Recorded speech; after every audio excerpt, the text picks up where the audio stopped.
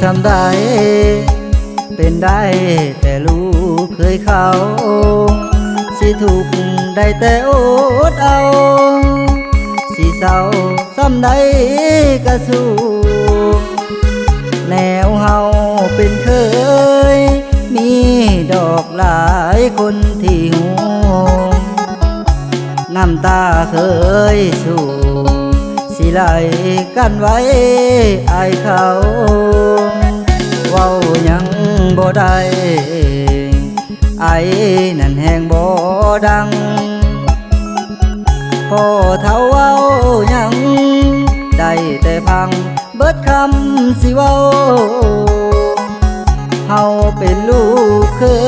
ยอย่าไปเอ่ยเทียบลูกสายเขาเฮ็ดเวียกบ่อยู่บ่เศร้าสุดท้ายเฮาสู้เขาบ่ได้เคยถูกสิตายสุดท้ายบ่มีค่าจักดีลูกเขานอนอยู่เบิดปีเฮานี่ติบ่มีความหมายย้อนว่าเป็นลูกเคยเขานั่นเป็นลูกชายเทียบเขาบ่ได้อยากตายกะยานหมดกำบอกไผบ่ได้ระบายไผเด้อยากหูจังใดก็อดทนสู้เพื่อลูกเพื่อเมียต้องทำอดกันเอาไว้บ่อยากให้ไผหูน้ำย้อนเฮามีกรรมถึงสิซ้ำได้ต้องทน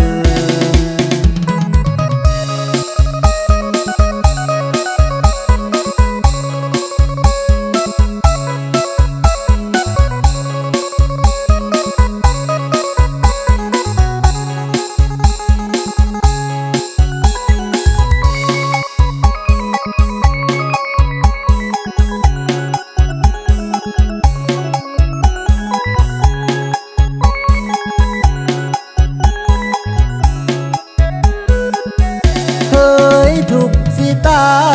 ยสุดท้ายบ่มีค่าจักดีลูกเขานอนอยู่เบิดปี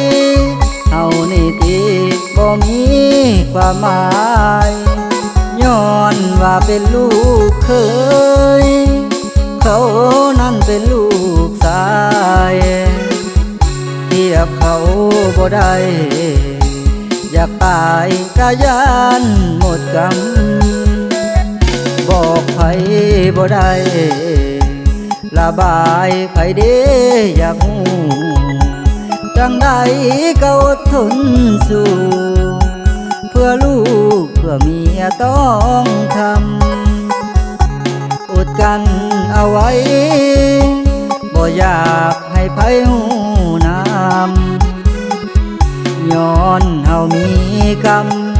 ถึงสิซ้ำได้ต่อ